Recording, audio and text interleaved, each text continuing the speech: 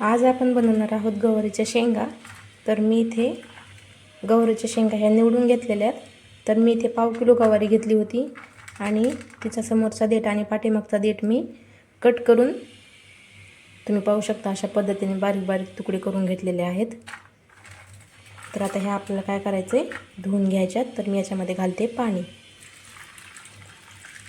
1 ते 2 पाण्याने आपल्याला धुवून घ्यायच्यात, जेणेकरून काय होतं, याला धूळ वगैरे माती चिकटलेली असते. त्यामुळे आपण बाजारातून विकत आणतो आणि बाजारात बरंच धूळ वगैरे बसलेलं असतं त्याच्यावरती. त्यामुळे तर मी याला आता 2 पाण्याने स्वच्छ धुवून घेते. पाहू शकता एका पाण्याने धुतलेले आहेत. आता डबल याच्यामध्ये पाणी टाकूया आपण आणि असंच ठेवून द्यायचं जोपर्यंत आपण गॅसवर कढई वगैरे ठेवत नाही तोपर्यंत. तर इथे मी लसूण पाकळ्या घेतलेल्या आहेत 10 ते 12. तर ह्या ना गावरान लसूण आहे. आता नवीन लसूण काढलेला आहे ना, तो लसूण आहे हा. तर ह्या 10-12 पाकळ्या आणि हा 1 इंचपेक्षा सुद्धा कमी आहे, छोटा तुकडा आहे अद्रकचा, तो घेतलेला आहे. तर ते घ्यायचं आहे आपल्याला आता कुटून. तर आता मी ते घेतलेले आहे एक खलबत्ता. त्याच्यामध्ये अगोदर आपण आलं आणि लसूण हे कुटून घेऊयात. तर याला घ्यायचं आहे आता कुटून. तर हे पाहू शकता तुम्ही, एकदम बारीक असं मी इथे अद्रक आणि लसूण कुटून घेतलेलं आहे. तर आता पहिल्यांदा आपण गॅस सुरू करूया. तर मी ते गॅस चालू केलेला आहे. आता याच्यावरती ठेवत आपण कढई. तर मी त्याची कढई घेतलेली आहे. तुम्ही कढईच्या ऐवजी ना पातेलं सुद्धा घेऊ शकता. याच्यामध्ये घालते मी तेल आता. तर तुम्ही पाहू शकता हा चमचा आहे माझ्याकडे मोठा, त्याने 1 चमचा मी इथे तेल घातलेलं आहे. साधारणतः जी आपली पळी असते ना, त्या पळीने 2 ते 3 पळ्या तेल. याच्यामध्ये घालते मी जिरे. इथे अर्धा चमचा जिरे घातले आणि जे आपण लसूण आणि अद्रक कुटून घेतले ना, याच्यामध्ये घातले. आता बारीक गॅस करायचा आहे जेणेकरून हे करपायला नको. याच्यामध्ये घालते कढीपत्ता थोडासा, थोडीशी हळद घालते. याला आपण आता मिक्स करून घेऊया. आता आपल्याला टाकायचे त्याच्यामध्ये गवारीच्या शेंगा. तुम्ही पाहू शकता ह्या गवारीच्या शेंगा दुसऱ्यांदा धुवून घेतलेल्या आहेत आणि आता ह्या आपण फोडणीमध्ये टाकून देऊयात. आता ह्या पूर्ण गवारीच्या शेंगा याच्यामध्ये टाकायच्या. आपण आता मिक्स करून घेऊयात.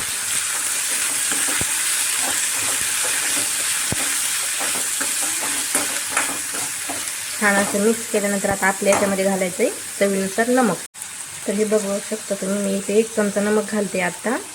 जेणेकरून काय होतं, आता नमक घातल्याने शेंगा ह्या एकदम खायला चविष्ट लागतात, एकदम चवदार लागतात. त्यामुळे मी इथे आत्ताच नमक घातलेलं आहे. छान असं मिक्स करून घ्यायचं. गॅस थोडासा वाढवायचा आणि आता 2 ते 3 मिनटासाठी या शेंगा आपल्याला मीडियम टू लो फ्लेमवर आपल्या शेंगा परतून घ्यायच्या आहेत. इथे कोथिंबीर कट करून घेतली आहे, एकदम ताजी आहे, फ्रेश अशी. त्याच्यामध्ये आता ही कोथिंबीर घालायची. आपल्याला आता इथे टाकायचे मसाले. तर मी इथे काळ्या मसाल्याची भाजी करणार आहे, त्यामुळे मी इथे फक्त काळा मसालाच टाकणार आहे. 2 प्रकारचा काळा मसाला टाकणार आहे, जेणेकरून टेस्टी खूप छान लागते. एक माझ्या स्वतःच्या घरी केलेला आणि एक ना माझ्या मम्मीने दिलेला होता तो. तर इथे मी टाकलेला आहे मसाला.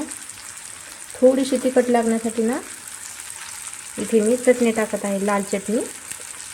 तुम्हाला जास्त तिखट करायची असेल तर तुम्ही लाल चटणी थोडीशी टाकायची आणि नुसती काळ्या मसाल्याची करायची असेल तर नुसता काळा मसाला टाकला तरी पण चालेल. पण माझ्या मिस्टरांना खूप तिखट लागते भाजी, त्यामुळे मी इथे थोडीशी चटणी घातलेली आहे. तुम्ही पाहू शकता 2 चमचे काळा मसाला आणि अर्धा चमचा लाल चटणी.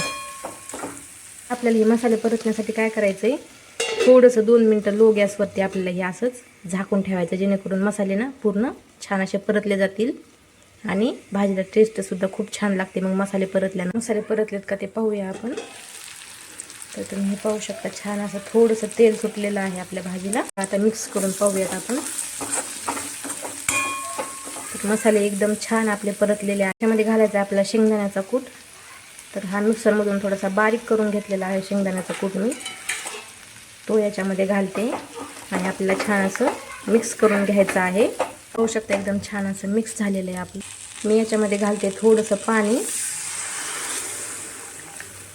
तुम्हाला जर मी इथे थोडंसं पाणी टाकलेलं आहे, तुम्हाला जर तशा सुक्या खायच्या असतील तर सुक्यासुद्धा खूप छान लागतात. पण मसाले टाकल्यामुळे थोड्याशा तिखट लागतात, त्याच्यामुळे मी याच्यामध्ये आता पाणी घातलेले आहे. आणि आता वरतून नमक नाही टाकणार, कारण की अगोदरच मी 1 चमचा नमक टाकलेला आहे त्यामुळे. तर आता आपल्याला कमी गॅसवरतीच आता आपल्याला फुल गॅसवरती एक उकळी आणून घ्यायची या भाजीला. आणि उकळी आल्यानंतर मग आपल्याला झाकण ठेवून परत लो गॅसवरती शिजवून घ्यायचे आहे. बघता तुम्ही इथे उकळी यायला सुरुवात झालेली आहे. तुम्ही एकदम छान अशी उकळी आलेली आहे. तर एकदा आपण भाजीला मिक्स करूयात.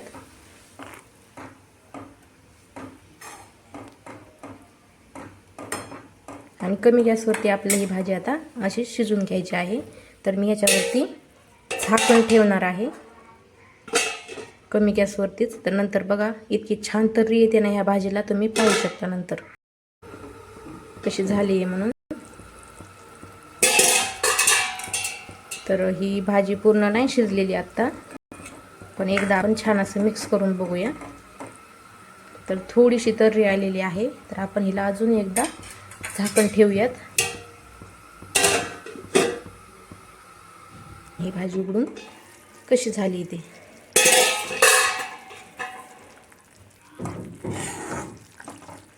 तर तुम्ही पाहू शकता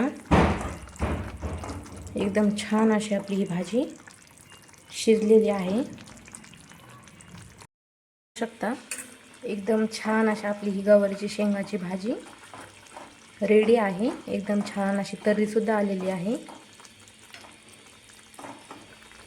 ही गवारीच्या शेंगाची भाजी भाकरीसोबत, चपातीसोबत खूप छान लागते. सगळ्यात जास्त ही बाजरीच्या भाकरीसोबत खूप छान लागते. एकदा नक्की ट्राय करून बघा, एकदम टेस्टी झालेली आहे.